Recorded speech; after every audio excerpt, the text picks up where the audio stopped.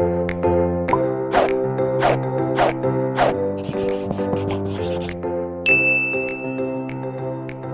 guys, good morning. So today is March 24, 2019 and it is currently 5:51. Ayaw niyang mag-focus pero ayan, maaga pa. Pupunta kasi kaming Antipolo ngayon pero kaya mas maaga kami dahil bago kami pumunta doon, pupunta muna kaming Taytay. Kasama ko si Mami, si Daddy, saka si Nanay. And ayan, nasa garahe na kami and malapit na kaming umalis. Ayun, medyo nung nakaraang punta natin, Mami, di ba medyo saglit lang tayo kasi kasama natin si Erin nun. Yun yung madali tayo. Nakaikot na isang oras lang. Ayan, so ngayon dahil maaga kami, paniguradong makakapag-ikot-ikot kami doon sa Taytay. And sana madaming bago kasi magsa-summer na. Ayan si Nanay. Hi ka naman, Nay. Teka muna para akong may ayan. So ayan, update ko na lang kayo mamaya and maaga pa kasi naantok pa ako. Hi guys! Nandito na kami. Na nga pala? 7:17 AM. Kain muna kami.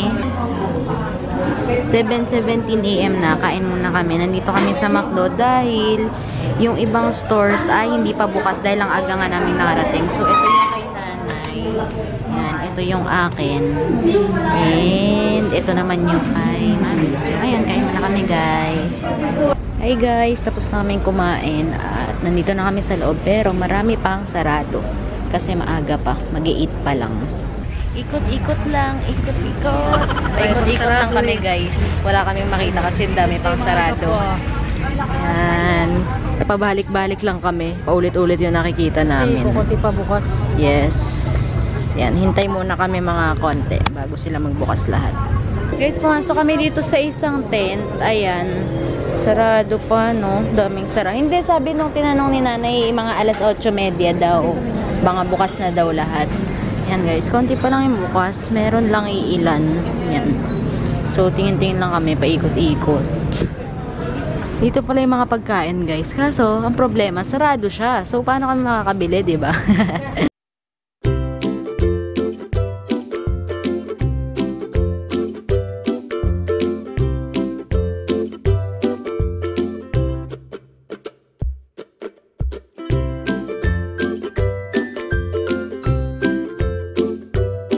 Ayan na guys, medyo madami ng bukas kahit papaano kasi magnanay na. Naghintay lang kami. Cute na ito guys, so bibili ko niyan. Ano lang siya, 150.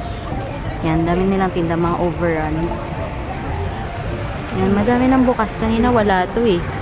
Paulit-ulit lang yung nakikita namin kanina.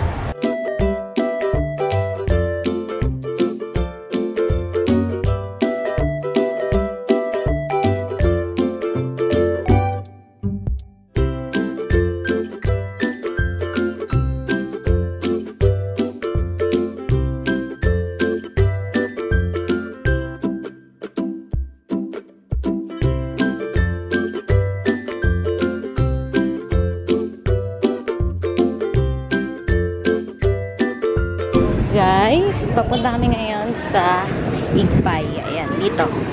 Diyan kami galing kanina pero sarado pa lahat. Ay, Igpay nga ba to? Parang hindi. Parang iba to. Dito ba tayo galing kanina? Parang iba pa to. Dito yung Igpay. Ito iba pa. Meron pa dito. Saan tayo? Dun sa galing tayo kanina. Dito pala yung Igpay guys. Di ko alam kung ano yung nandito sa may kabila. Pero mamaya punta tayo dyan. Cute ng mga damit guys. So. Yan. Yan, halos konti na lang din yung hindi bukas. Iba-iba. Ayan dito mga hindi pa siya bukas. Ano na eh, magna-9 na yata. Yan, cute.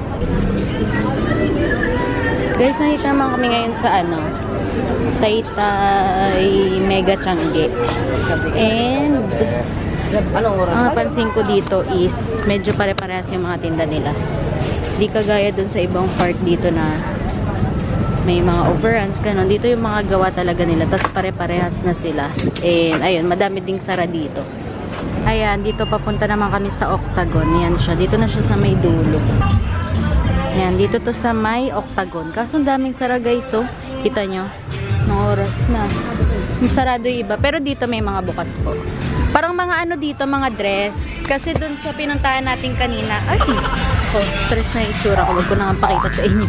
Pawis na pawis. Yan, nagtitingin po yung aking nanay ng dress. Makita siya.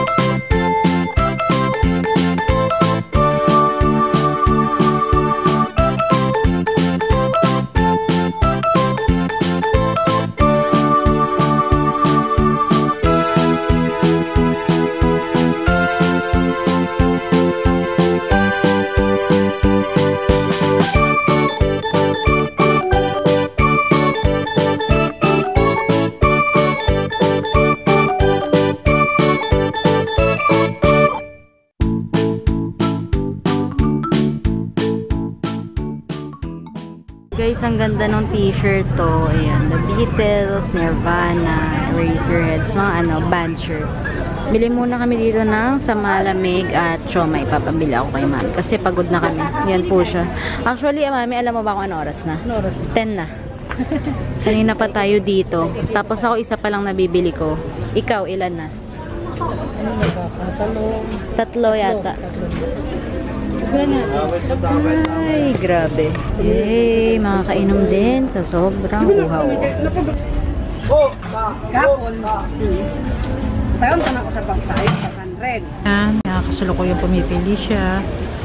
Kasi, ang oras na kami dito. Pabalik-balik. Lakad ng lakad. Kung saan saan nakakarating. Yan.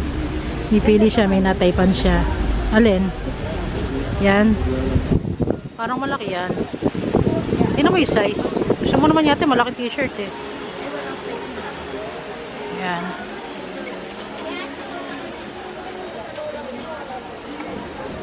Mga tinda nila. Oo, maugaran siya tati.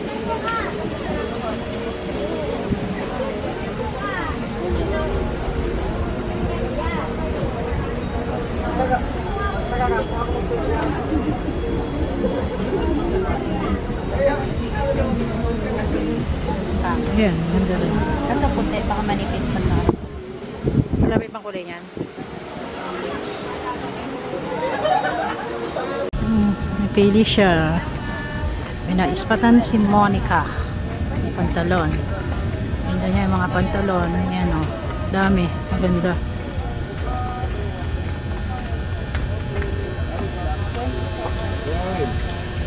Mga uso to eh. Nasa 350 na may bawas. Pantalon.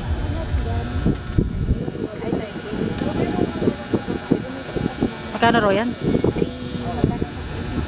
350 daw, may bawas. Susukat niya. Ika. Pakita mo yung pantalon. Ayan o. Susukat niya. So, ito yun guys. Sumusukat pa siya. Mas maigsi siya. Iba kulay niya. Susukat niya.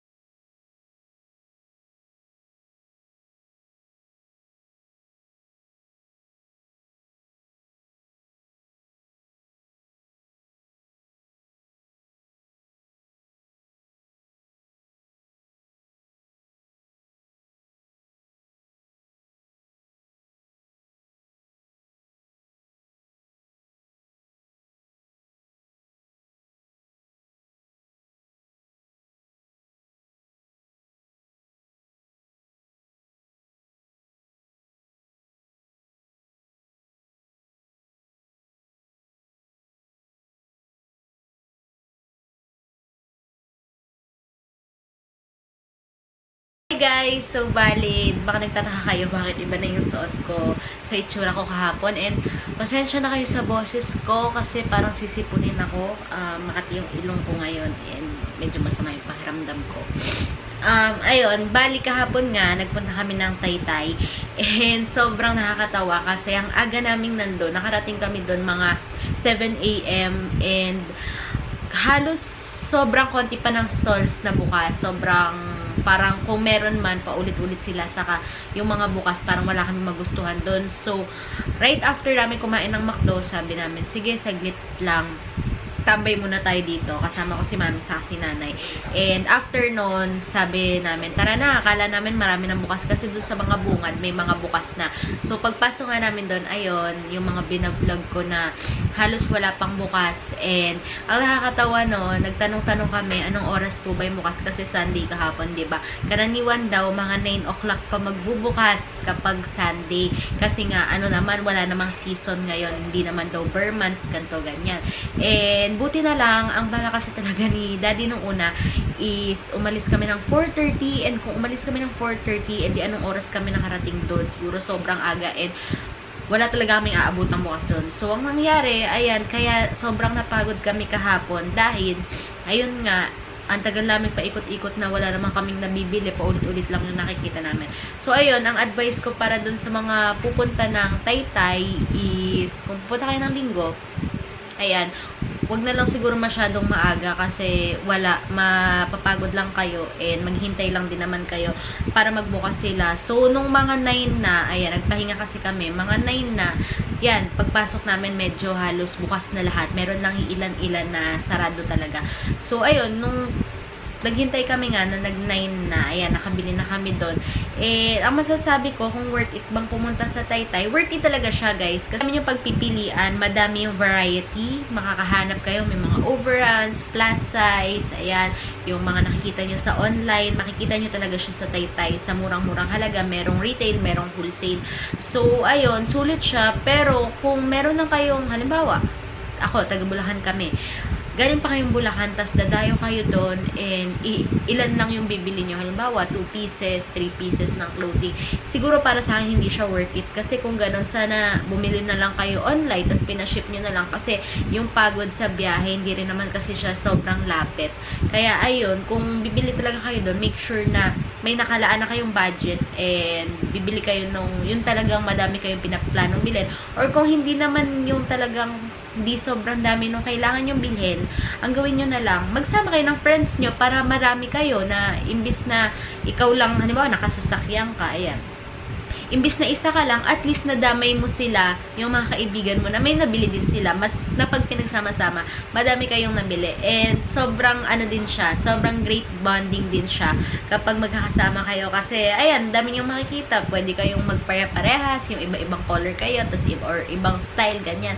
Basta mga dresses, ang dami-dami talaga. And masasabi ko na kahit na pang ilang balik ko na sa Taytay ngayon, yun pa din, nag-exceed pa rin sa expectation ko kasi talagang madaming nabiling maganda and mapapanood nyo na lang yun. Gagawan ko siya ng separate video, yung haul ko. Actually, akala ko nga, konti lang yung mabibili ko kasi paikot-ikot na kami. Ayan, lalo na nung bukas na lahat, medyo wala pa rin ako nabibili. Tapos, ang nangyayari sa akin, kung kailan malapit na kaming umalis doon, ayan, doon na ako maraming nabili na sunod-sunod. Kasi, kaya hindi rin ako nakapag-vlog na after namin magpunta ng Taytay. Dumiretso na kasi kaming Antipolo doon sa kamag-anak namin. And halos nagpahinga lang ako doon dahil nga aga namin umalis, ang aga kong nagising, nagtulog lang ako doon after namin kumain doon. So, ayun lang guys. Sana nakatulong. Wait lang. Yung sipon ko. Nakatulong yung vlog na to sa inyo. And meron din ako mga clips na nakuna na yung schedule ng Taytay. Yung iba't iba doon. Freedom, CME, IG5. Ang hindi lang namin napuntahan is yung My Soul and Bagpi. Kasi sarado yung Bagpi, alam ko. Tapos yung My Soul, hindi namin napuntahan. Pero nung nakarang Taytay vlog ko, yung My Soul, napuntahan namin yun. Kahapon lang hindi.